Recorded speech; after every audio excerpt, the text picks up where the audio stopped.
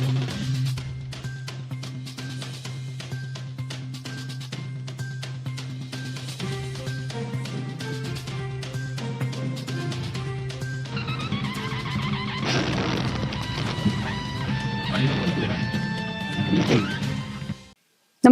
आपण पाहता Hirkani news. Hirkani news प्रत्येक क्षण ताज्या घडामोडी आणि महत्त्वाच्या प्रत्येक बातमीसाठी नेहमी तत्पर. सोनम वांगचूक आंदोलनावरून कोल्हापूर तापले. गोकुळमध्ये भाजप आक्रमक. सतेज पाटील, राजू शेट्टी यांचे टीकास्त्र.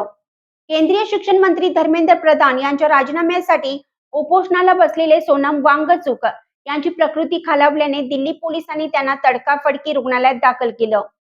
या मुद्द्यावरून शनिवारी काँग्रेसचे विधान परिषदचे गटनेते सतेज पाटील, स्वाभिमानी शेतकरी संघटनेचे नेते राजू शेट्टी यांनी केंद्र सरकारवर टीकेची तोफ डागली.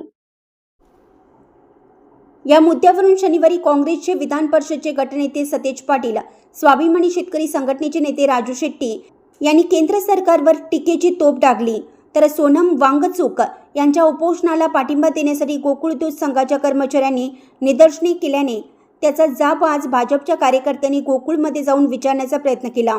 ठिकठिकाणी आज निदर्शने करण्यात आली. यामुळे वांगचूक यांचे आंदोलन आज कोल्हापुरात चांगलेच तापल्याचं पाहायला मिळालं. सोनम वांगचूक यांना पाठिंबा देण्यासाठी आंदोलक आज रस्त्यावर आले होते. कोल्हापुरात महाराष्ट्र बहुजन आघाडीने सोनम वांगचूक यांच्यावरील दडपशाहीच्या निषेधार्थ निदर्शने केली.